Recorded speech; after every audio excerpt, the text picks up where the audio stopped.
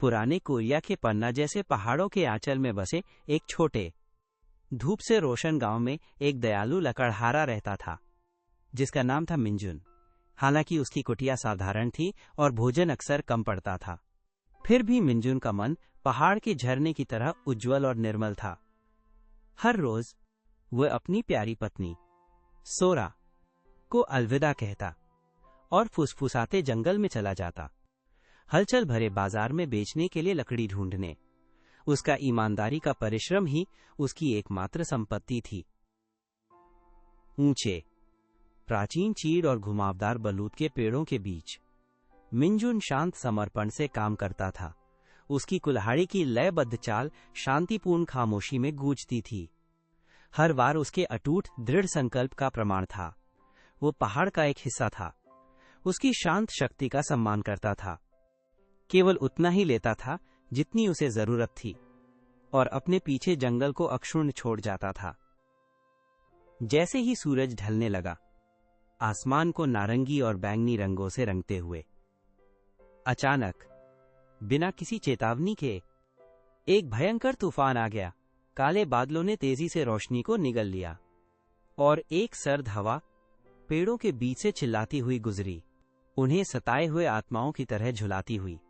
मूसलाधार बारिश ने जंगल के फर्श को एक खतरनाक, कीचड़ भरे मैदान में बदल दिया और मिंजुन खुद को प्रकृति के प्रकोप से लड़ता हुआ पाया। घर का रास्ता ओझल हो गया था, खोया हुआ और हड्डियां तक भीगा हुआ। मिंजुन ने बेताबी से शरण मांगी। घूमती हुई धुंध और लगातार हो रही बारिश में एक धीमी, टिमटिमाती रोशनी ने उसकी आंखें पकड़ी। ये उसे एक छोटी, जर्जर झोपड़ी तक ले गई, जो सुनसान और एक अलग थलग खाई में गहराई तक छिपी हुई लग रही थी। हालांकि डर उसके दिल को खा रहा था। जंगल की ठंड और भय ने उसे आगे बढ़ाया। चरचराते लकड़ी के दरवाजे को धकेलकर खोला। अंदर मिंजुन को अकेलापन नहीं मिला, बल्कि एक जीवंत, शोरगुल वाला दृश्य मिला। कई डोकेबी भूत, कोरियाई लोक कथाओं के शरारती आत्माएं एक नीची मेज के चारों ओर इकट्ठे थे, जो विदेशी व्यंजनों से भरी थी। भाप से भरे चावल के केक, टियोक, भुने हुए मांस की सीकें और चमकते चावल की शराब, मक्कियोली के कटोरे। उनकी हरी और मिट्टी जैसी त्वचा मंद रोशनी में हल्की चमक रही थी, और उनकी हंसी ने छोटे से स्थान को भर दिया था। अलौकिक आनंद की एक दंगाई सिम्फनी। जैसे जैसे दावत कम होती गई, डोकेबी नेता गुइदो ने एक घुमावदार लकड़ी की गदा पकड़ी, जो प्राचीन प्रतीकों से सजी थी। उद्धरण चिन्ह, सोना। उसने गर्जा और एक तेज थपकी के साथ मेज पर चमकते सोने के सिक्कों की बौछार प्रकट हो गई। उद्धरण चिन्ह, चावल।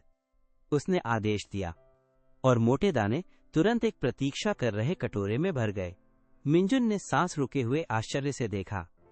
उसका दिल उसकी पसलियों से टकरा रहा था, ये समझते हुए कि ये कोई साधारण गदा नहीं थी, बल्कि पौराणिक डोक्केबी बंगमांगी भूत की गदा थी, जो कोई भी इच्छा पूरी कर सकती थी। जादू और तीव्र ठंड से अभिभूत होकर मिंजुन को अपनी नाक में एक बेकाबू गुदगुदी महसूस हुई। इसे रोकने के उसके बेताब प्रयासों के बावजूद एक गगनभेदी, धरती हिला देने वाली छींक फूटी, जो छोटी सी झोपड़ी में बिजली की गड़गड़ाहट की तरह गूंजी। डोके भी जम गए। उनकी हंसी अचानक शांत हो गई। उनके सिर एक साथ मिंजुन के छिपने की जगह की ओर मुड़ गए। उनकी चमकती आंखें अब संदेह से सिकुड़ गई थीं। मिंजुन माफी मांग पाता। इससे पहले ही डोक्केबी अपनी शक्ति के बावजूद आश्चर्यजनक रूप से डरपोक, दहशत में चिल्ला उठे, ये मानते हुए कि उन्हें किसी बड़ी आत्मा या इंसान ने खोज लिया है। वे हरे अंगों और सरसराते पत्तों की हड़बड़ी में बिखर गए, दीवारों से ऐसे गायब हो गए जैसे वे कोहरा हों।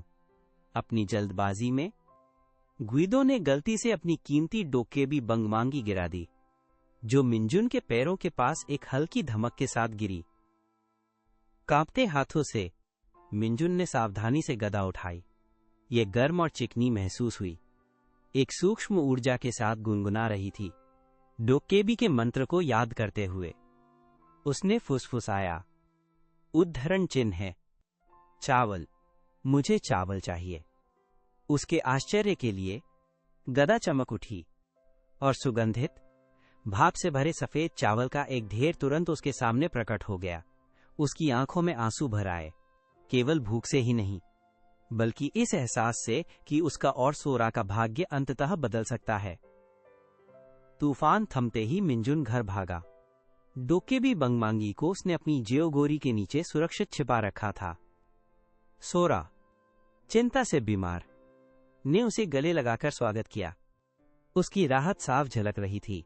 उसने अपनी अविश्वसनीय कहानी बताई और साथ मिलकर उन्होंने गदा को थपथपाया, अंतहीन वरदानों की इच्छा करते हुए। भोजन, गर्म कपड़े और अपने साधारण घर के लिए आराम। उनकी छोटी सी कुटिया बदल गई, गर्मी और प्रचुरता से भर गई।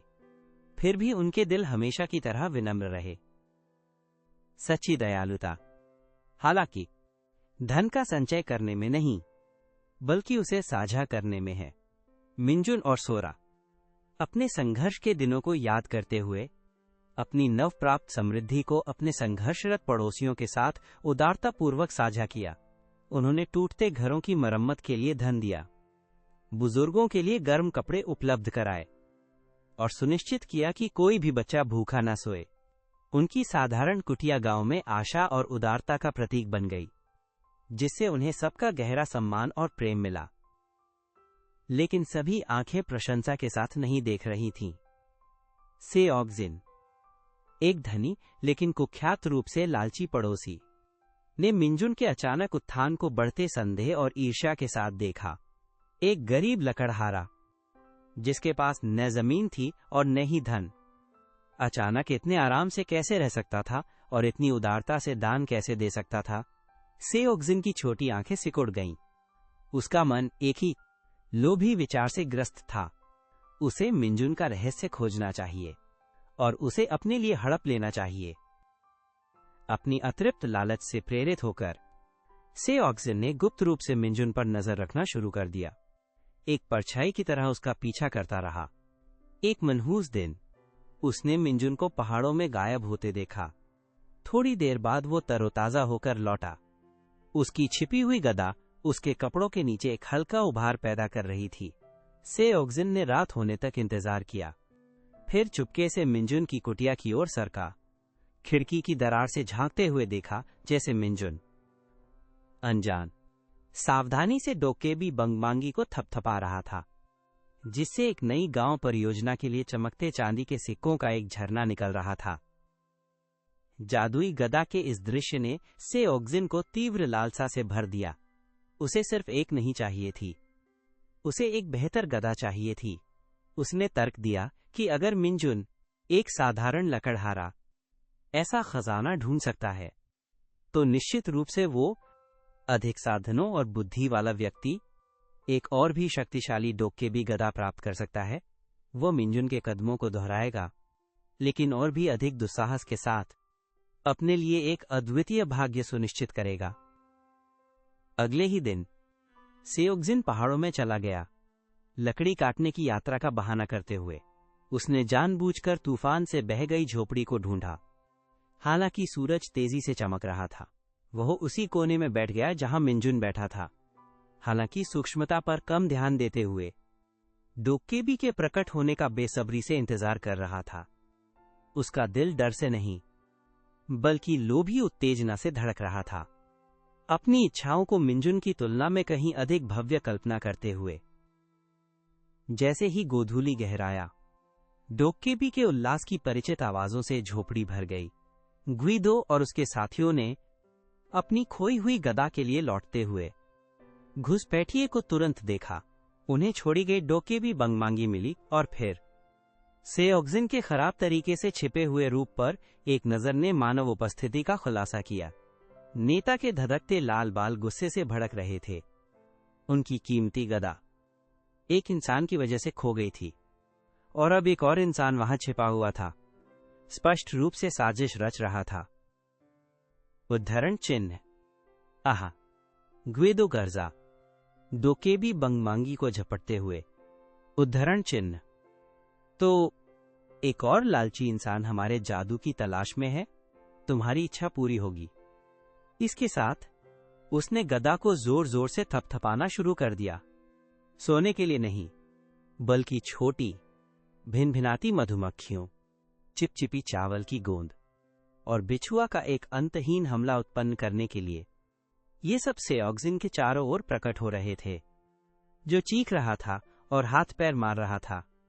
सिर से पांव तक एक लगातार बेतुके और खुजलीदार कष्ट में ढका हुआ था। डोकेबी हंसे, एक जोरदार गड़गड़ाती हुई आवाज, अपने शरारती न्याय का आनंद लेते हुए।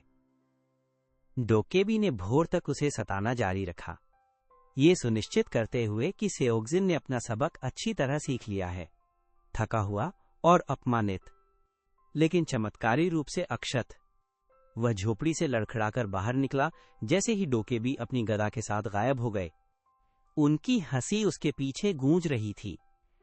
से उसकी अपने अभिमान और लालच से मुक्त होकर अंततः मिंजुन की समृद्धि की सच्ची प्रकृति को समझा। यह केवल एक जादुई गदा से नहीं थी, बल्कि उदारता और करुणा से भरे दिल से थी। उस दिन से सेओक्जिन में गहरा बदलाव आया। उसने अपने लालची तरीकों को त्याग दिया, इसके बजाय समुदाय में योगदान करने का चुनाव किया। मिंजुन को उसके परोपकारी प्रयासों में सहायता दी। मिंजुन और सोरा ने आरामदायक सादगी का जीवन जीना जारी रखा।